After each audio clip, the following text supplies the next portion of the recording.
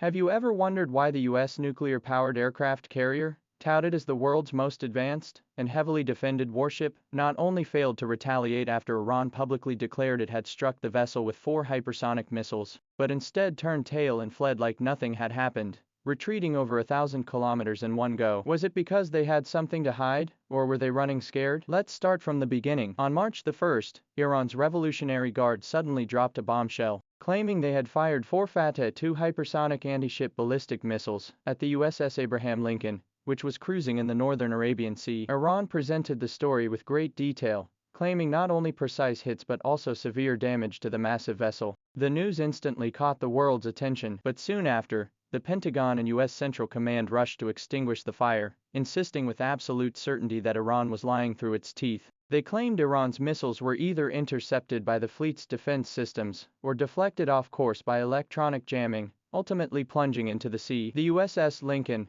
they insisted, wasn't even scratched, not a single chip of paint was lost, and everyone aboard was safe and sound. And just like that, both sides were at loggerheads, one claiming a direct hit, the other insisting not a hair was touched. A classic Rashomon scenario. So who should we spectators believe? This isn't just about listening to their verbal sparring. We need to dig deeper into the technical aspects and actual actions. First, let's examine the weapon Iran deployed this time. The Fateh-2 is no clumsy ballistic missile of old. According to public data, this missile can reach terminal speeds of Mach 15, nearly 20,000 kilometers per hour, a velocity terrifying in itself. What's more dangerous is that it doesn't fly in a straight line. Reportedly, it can maneuver and change course mid-flight like an eel, making its trajectory impossible to predict in advance. Designed specifically to penetrate missile defense systems, this weapon poses a significant threat to large naval targets. From detection to impact, it may take only minutes, leaving opponents with a very narrow window to react. This makes it extremely difficult for traditional interceptor missiles to calculate the point of encounter in advance. Now consider the U.S. Navy's defense. Carrier strike groups boast a formidable 4-layer defense. The outermost layer relies on early warning aircraft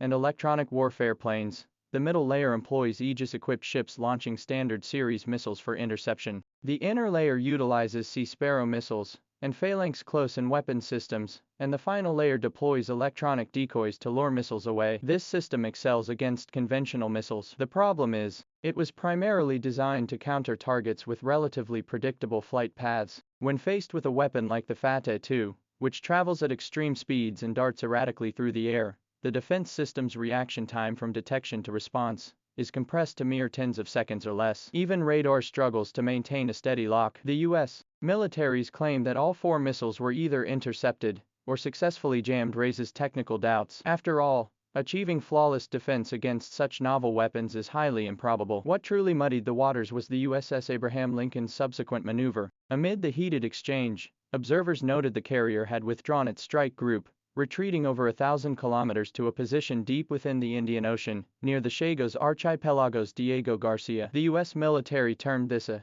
tactical withdrawal. It sounds professional, but a moment's thought reveals something amiss. Consider this: at the time, the U.S. and Iran were locked in a standoff, with the U.S. military counting on carrier-based aircraft to strike Iranian targets. These aircraft have a limited combat radius. Typically, the mainstay F-18 fighter bomber has a standard combat radius of around 800 kilometers. Pulling the carrier back over 1,000 kilometers meant that even fully fueled, the aircraft couldn't reach targets on Iranian soil. At best, they could conduct symbolic patrols over the northern Arabian Sea. This effectively meant the U.S. military had withdrawn its most crucial strike force, temporarily removing the USS Abraham Lincoln from the combat lineup. This raises the biggest question: why would an undamaged, heavily armored aircraft carrier need to retreat to a position where it couldn't engage the enemy if, as the U.S. military claims, all missiles were intercepted and the carrier suffered no damage? Wouldn't the logical response be to remain in position, or even advance, and counter Iran's propaganda with decisive action? After all, on the battlefield, actions often speak louder than words. This unusual retreat led many to suspect that even if the Lincoln wasn't crippled to the point of losing all propulsion,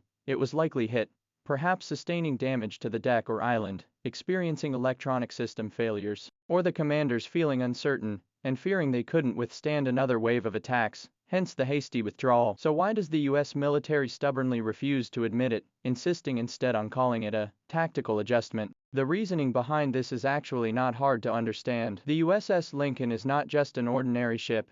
It is a symbol of U.S. naval power and a calling card for global hegemony. Once it publicly admits being hit by an Iranian missile, even if it's just a scratch, the myth of the invincible aircraft carrier is shattered. If this news were to spread, it wouldn't just deal a massive blow to U.S. military morale. The smaller nations in the Middle East counting on American protection, countries like Saudi Arabia and the UAE, would inevitably start to doubt, if Uncle Sam can't even protect his own aircraft carrier, how can he protect us? Once that trust is shaken, decades of U.S. military positioning across the Gulf region could unravel. So even if the carrier was struck and sustained damage, the military must grit its teeth and declare zero casualties, spinning the hasty retreat as a calculated tactical move. This is fundamentally a propaganda battle to preserve face and uphold the credibility of American hegemony. From another perspective, Iran's decision to release this information is itself psychological warfare, regardless of whether the missile actually hit its target. Merely spreading this rumor creates a sensation in the region,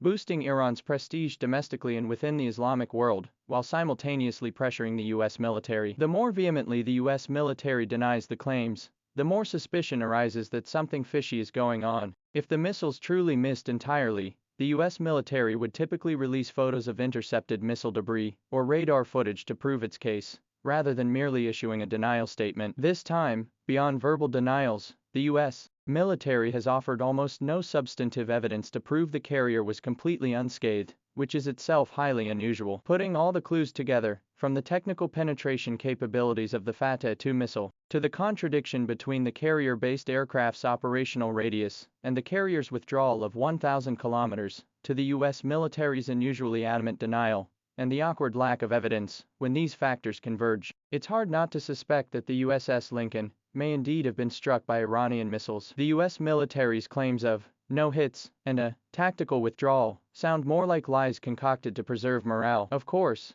another possibility exists. The U.S. may have successfully intercepted all missiles, but they themselves aren't certain if any slipped through, or they fear Iran might launch more intense attacks later, so they withdrew first to assess the situation. If the latter were true, they could have simply stated they were temporarily adjusting deployments for safety reasons, instead of stubbornly insisting they were not hit at all. This defiant stance only heightens suspicion. Of course, waiting for the official truth to come out is likely futile. Moving forward, we can monitor the USS Lincoln's movements. If it strides back into the Gulf of Oman within a couple of days and resumes sending aircraft on missions, it suggests nothing major occurred. But if it remains hidden in the Indian Ocean for a week or longer, and satellite imagery shows barriers or repair equipment on its deck, it inevitably raises questions about whether it sustained internal damage. Another possibility is that the U.S. military might order the Lincoln to return directly to port, replacing it with another carrier. This would maintain a naval presence while quietly transporting the damaged ship back for repairs. Regardless,